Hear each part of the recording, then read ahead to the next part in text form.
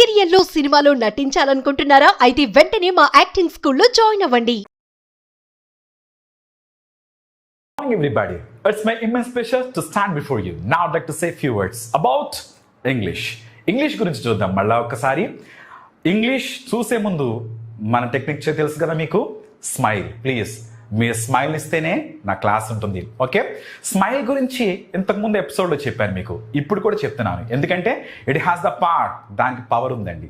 ఆ స్మైల్కి పవర్ ఉంది. అందుకని మీ స్మైల్ చూస్తే నేను ఇంకా చాలా ఇక్కడ బాగా క్లాస్ చెప్పగలను, ఓకే? ఎందుకు చెప్తున్నానంటే స్మైల్ గురించి, actually I use to go for the walk. I use to going for the walk right now. ఆ విషయం ఏంటంటే ఒక్కొక్కసారి వాక్ చేసేటప్పుడు అందరినీ చూస్తూ అబ్జర్వ్ చేస్తూ ఉంటే చాలా సీరియస్గా వాక్ చేస్తూ ఉంటారు, బ్రిస్కీ వాక్ అంటారు, ఇంకే వాక్స్ చేస్తూ ఉంటారు, చాలా సీరియస్గా ఉంటారు. నాకు ఒకసారి అనిపించింది, ఎందుకు ఇంత సీరియస్గా చూస్తున్నారు వీళ్ళు, ఎందుకు ఇంత సీరియస్గా చేస్తున్నారు? సో ఏదైనా చేద్దాం అనిపించింది. ఇలాంటి టీ షర్ట్ తీసుకుని ఏం చేశానంటే ఒక ప్రింట్ వేయించాను. ఏమనంటే ఈ విధంగా వేయించాను, life is too short, smile when you still have teeth. అంటే ఈ జీవితం అనేది చాలా చిన్నదంట, చాలా చిన్నది. 60-70 సంవత్సరాలు ఈ జీవితకాలం కదా. ఈ జీవితకాలంలో so smile one you still have teeth, అంటే పళ్ళు ఉండగానే నవ్వాలంట. పళ్ళు ఊడిపోయిన తర్వాత మనం మనకి ఎవరు చూడరు. So my dear friends, I'm telling again, please have a smile in your faces. Okay, thank you so much. ఇప్పుడు మన క్లాస్లోకి ఎంటర్ అవుదాం, ఓకే? Yeah, good. ఇప్పుడు నేను అడిగే క్వశ్చన్ ఏంటంటే, what is the meaning of be? మీకు చాలా బాగా తెలుసు. బీ అంటే అర్థం ఏంటి? బి అంటే సింపుల్గా ఉండు అని అర్థం. ఈరోజు నేను మీకు బీ ఫార్మ్స్ చెప్తాను. యాక్చువల్గా am, is, are, was, were, will be ఎక్కడ ఉపయోగించాలి ఏంటి అనేది కొద్ది కన్ఫ్యూషన్ కదా, నేను మీకు అదే చెప్తాను. బి అంటే ఉండు అని అర్థం కదా. So okay, yeah. Be there అంటే అక్కడే ఉండు.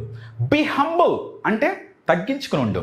Yeah. Be generous, yeah. Be genuine, be polite అంటే ఎస్. బి హంబుల్ అంటే తగ్గించుకునండి అని చెప్పాను కదా, వెరీ గుడ్. ఇలా బి అని యాడ్ చేస్తే ఉండు. What is the meaning of be? First ఉండు అని అర్థం. ఓకే, నేను ఒక క్వశ్చన్ అడుగుతాను మీకు, దానికి ఆన్సర్ చెప్పండి. కోతి పిల్లలు ఎలా ఉంటాయి? ఎలా ఉంటాయి? ఎలా ఉంటాయి అంటే సింపుల్గా కోతుల్లానే ఉంటాయి. Okay, fine. మరి సింహం పిల్లలు ఎలా ఉంటాయి? సింహం పిల్లలు ఎలా ఉంటాయి? Yes, very good. సింహం పిల్లలు సింహం లాగానే ఉంటాయి. నెక్స్ట్, మరి బర్డ్ పిల్లలు ఎలా ఉంటాయి? బర్డ్స్ పిల్లలు బర్డ్ లానే ఉంటాయి. మరి స్నేక్స్ పిల్లలు ఎలా ఉంటాయి? స్నేక్స్ లాగానే ఉంటాయి కదా. మరి మనిషి పిల్లలు ఎలా ఉంటారు చెప్పండి? మనిషి పిల్లలు మనుషుల్లానే ఉంటారు. Very good, that's good. మరి ఇన్సెక్ట్ పిల్లలు ఇన్సెక్ట్స్ లానే ఉంటాయి కదా. Very good. మరి నా క్వశ్చన్ ఏంటంటే, బీకి పుట్టిన పిల్లలు ఎలా ఉంటారు? బీకి పుట్టిన పిల్లలు బీలానే ఉంటారు. ఎందుకంటే కోతికి పుట్టిన పిల్లలు కోతిలా ఉన్నప్పుడు, అదేవిధంగా మనుషులకు పుట్టిన పిల్లలు మనుషుల్లా ఉన్నప్పుడు, బీకి పుట్టిన పిల్లలు బీలానే ఉంటారు. బీకి పుట్టిన పిల్లలు ఎవరో చూద్దాం. ఎవరంటే చూడండి, am is, are, okay, was, were. Okay, ఇది వెర్బ్ 1 అనుకుంటే ఇది వెర్బ్ 2. ఇద్దరు ముందుగా పుట్టారు, తర్వాత am is, are. Okay, fine. So మీరు సింపుల్గా ఎలా చెప్పుకోవచ్చు అంటే, ఇద్దరు ఆడపిల్లలు లేకపోతే ముగ్గురు మగపిల్లలు. ఫైన్. ఒకసారి సింపుల్గా చెప్తాను చూడండి. బి అంటే నా ఇంటెన్షన్ చెప్తున్నాను మీకు. బి అంటే ఉండు అని అర్థం. మరి యామ్ అంటే ఉండు అని అర్థం. మీకు నేను ముందే చెప్పాను, సింహం పిల్లలు సింహంలాగానే ఉంటాయి, మనిషి పిల్లలు మనిషిలానే ఉంటారు, బి పిల్లలు బీలానే ఉంటారు. బి అంటే ఉండు, యామ్ అంటే ఉండు, ఈజ్ అంటే ఉండు, ఆర్ అంటే ఉన్నారు, పాస్ట్ లో వజ్ అంటే ఉండెను, పాస్ట్ లో వర్ అంటే ఉన్నారు. Very good. ఇప్పుడు నేను మీకు ఒక స్ట్రక్చర్ రూపంలో చెప్తాను. నేను ముందు చెప్పినట్టు మీకు ఇంగ్లీష్ మాట్లాడితే ఫస్ట్ మనకి ఒక ఫార్ములా తెలియాలి. ఆ ఫార్ములా మీకు మళ్ళా చెప్తున్నాను. Positive, negative, interrogative and WH questions. ఈ ఫార్ములా తెలియాలి మనకి కదా. Positive, negative, interrogative and WH questions. ఒక్కసారి మీకు ఆ ఫార్ములా ట్రై చేసి చూపిస్తాను. ఫైన్. ఐకి వచ్చినప్పుడు ఏమవ్వాలి? I am. ఓకే, నేనున్నాను. ఓకే. యూకి యు ఆర్. మరి హీకి he is. She is. They are. we are. Very good. So ఒకసారి చూద్దాం. ఈ బీ ఫార్మ్స్ పక్కన ఏమొస్తాయి? ఐ యామ్ అంటే నేనున్నాను, you are, he is, she is, they are, we are అని చెప్పాము. వీటి పక్కన ఏమొస్తాయి చెప్తాం. ఓకే ఫైన్, చూద్దాము. నౌన్ వస్తుంది. నేమ్కి సంబంధించి ప్రతిదీ కూడా ఈ బీ ఫార్మ్స్ యాడ్ చేసుకుని వస్తాయి. I'm Sunil Gavaskar, I'm Sunil. You are Venkat, మీరు వెంకట్. లేకపోతే ఇంకా నౌన్ రూపంలో you are a cameraman. And he is Vinod. He is a driver. She is Lata. She is a doctor. ఆ విధంగా నౌన్కి సంబంధించి ప్రతి కూడా బీ ఫార్మ్స్ లో వస్తాయి. అంతేగాని ఐ డాక్టర్ అనకూడదు. ఓకే, ఐ ట్రైనర్ అనకూడదు. ఓకే, ఐ సునీల్ అనకూడదు. I am Sunil. Okay, you are Venkat. He is Ratan. She is Lakshmi. They are employees. We are colleagues. ఈ విధంగా సో మనం నౌన్ రూపంలో ఉపయోగించవచ్చు. మరి తర్వాత ఇంకేం వస్తుంది? నౌన్ తర్వాత ఇంకేం వస్తుంది అని అంటే యాడ్జెక్టివ్ వస్తుంది. యాడ్జెక్టివ్ అంటే గుణాన్ని తెలిపేది కదా. ఒక మనిషిని కానీ లేకపోతే ఒక వస్తువు యొక్క గుణాన్ని తెలిపేదే యాడ్జెక్టివ్ అంటాం. ఓకే, అతను చాలా అందంగా ఉన్నాడని చెప్పాలి. హీ హ్యాండ్సమ్ అంటే కుదరదు కదా. అతను ఉన్నాడు అనేది రావాలంటే he is handsome. He is handsome. చూడండి ఒకసారి, నేను మీకు ఫార్ములా చెప్పలేదు కదా, ఫార్ములా ఒకసారి చెప్తాను చూడండి. నేను సునీల్ని అంటే పాజిటివ్, నేను సునీల్ని కాదు అంటే నెగిటివ్, మీరు సునీల అంటే ఇంటరాగేటివ్, మీరు ఎక్కడున్నారు, ఎందుకున్నారు, ఎలా ఉన్నారు, దేని కొరకు ఉన్నారు, ఇవన్నీ WH క్వశ్చన్స్. Okay fine. ఇప్పుడు అవే నేను మీకు ఇక్కడ అప్లై చేసి చూపిస్తాను. ఫైన్, ఐఎమ్ సునీల్, నేను సునీల్ని. నెక్స్ట్ వచ్చిన తర్వాత ఇంకా ఏం చెప్పొచ్చు నౌన్ రూపంలో? I'm Sunil, I'm a trainer. Next వచ్చిన తర్వాత అడ్జెక్టివ్ అంటే విశేషణం చెప్పాను కదా. ఎస్, ఐఎమ్ టాల్, నేను పొడవుగా ఉన్నాను. నెక్స్ట్ వచ్చిన తర్వాత ఇంకేం చెప్పొచ్చు అంటే మీరు చాలా అందంగా ఉన్నారు. Okay, you are handsome. అతను చాలా యాక్టివ్గా ఉన్నాడు. He is active. ఆమె చాలా లేజీగా ఉంది. She is so lazy. వాళ్ళు చాలా అట్రాక్టివ్గా ఉన్నారు. They are so attractive. Okay, మనము ఎలా ఉన్నాము? మనము చాలా హంగ్రీ, మనం చాలా ఆకలిగా ఉన్నాం. We are so hungry. Are getting are not? That's good. So adjective రూపంలో అలా ఉపయోగిస్తాం. నెక్స్ట్ ఇంకేమొస్తుంది? నౌన్ నేమ్ ఉపయోగించాము, అదేవిధంగా అడ్జెక్టివ్ ఉపయోగించాము. తర్వాత ఏం ఉపయోగిస్తాము అంటే వెర్బ్ ఫోర్ ఉపయోగిస్తాము. అంటే దాని అర్థం ఏంటంటే, నేను ఇప్పుడు మీతో మాట్లాడుతున్నాను, ఐఎమ్ స్పీకింగ్, మీరు వింటున్నారు, యు ఆర్ లిసనింగ్. అతను అరుస్తున్నాడు, హీ ఈస్ షౌటింగ్. ఆమె రాస్తుంది, షీ ఈస్ రైటింగ్. వాళ్ళు సినిమా చూస్తున్నారు, దే ఆర్ వాచింగ్ మూవీ. మనం మీ క్లాస్ వింటున్నాం, we are listening to your class. ఇవన్నీ పాజిటివ్స్ అయ్యాయి. నెక్స్ట్ ఇంకో ఎక్కడ ఉపయోగిస్తామంటే, నేను ఎక్కడైతే ఉన్నానో అన్న ప్లేస్ని బట్టి అది కూడా మనము ఇక్కడ బీ ఫార్మ్స్ ఉపయోగించాలి.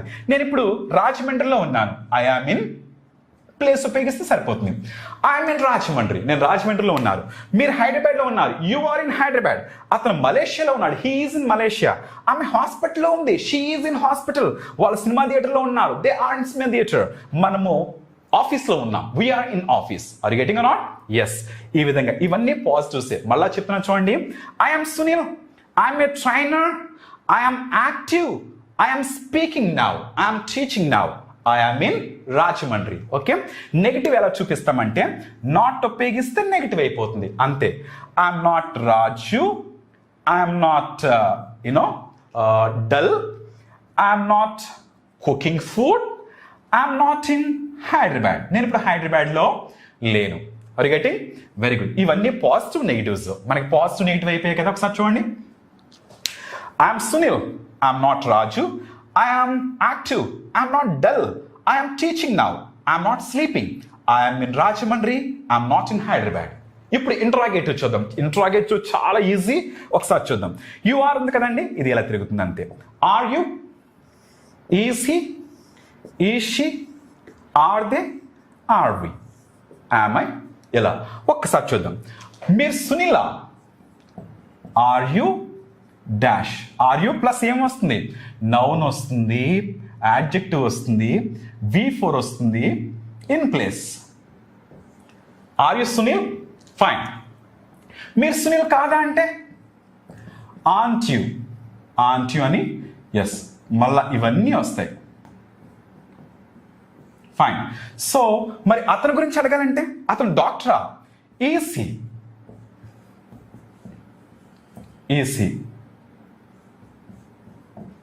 Is he a doctor? Next adjective, is he clever? Next V4, is he doing operation now? Next is he in operation theatre? ఈ విధంగా. అతను లేడా అంటే అతను రమేష్ కాదా? isn't he Mr. Ramesh? Okay, isn't he active? Next isn't he traveling? isn't he in Hyderabad? అలా. అదేవిధంగా ఆమె గురించి అయితే is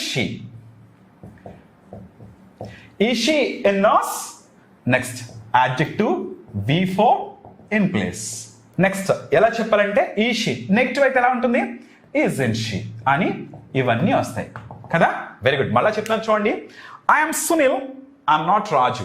ఇంట్రాగేట్ చేసినప్పుడు are you mister Sunil? Is he Venkat? Is she Latha? Are they workers? Are we students? ఈ విధంగా చెప్పాం. మరి WH క్వశ్చన్స్ చేయాలి. మీరెవరు అని అడగాలి. అప్పుడు ఏం చేస్తాం? మీరెవరు అంటే ఎస్, ఇవి WH క్వశ్చన్స్. మీరెవరు అంటే దీనికి WH యాడ్ చేయండి. మీరెవరు? Who are you? Who are you? మీరు ఏం చేస్తారు? What are you? మీరు ఎక్కడున్నారు ఇప్పుడు? Where are you? ఎందుకున్నారు ఇక్కడ? Why are you here? ఎలా ఉన్నారు? How are you? మీరెవరు అంటే హూ ఆర్ యు అన్నా. మరి అతను ఎవరు? Who is he? ఆమె ఎవరు? Who is she? ఆమె లత, షీఈ్ లత. ఆమె డాక్టర్, షీఈ్ అ డాక్టర్. మీరు డాక్టరా? Are you a doctor? మీరు ఎక్కడున్నారు? Where are you? ఎందుకున్నారు ఇక్కడ? Why are you? ఎలా ఉన్నారు? How are you? ఇవన్నీ కూడా చాలా ఈజీ. ఒకసారి మళ్ళీ ఒక్కసారి నేను చెప్పి ముగిస్తాను. చూడండి ఒకసారి. ఇప్పుడు be forms, am is are. Am is are అంటే దాని అర్థం ఏంటి? ఉండు అని అర్థం. ఐఎమ్ సునీల్, నేను నా పేరు సునీల్ అయి ఉంది.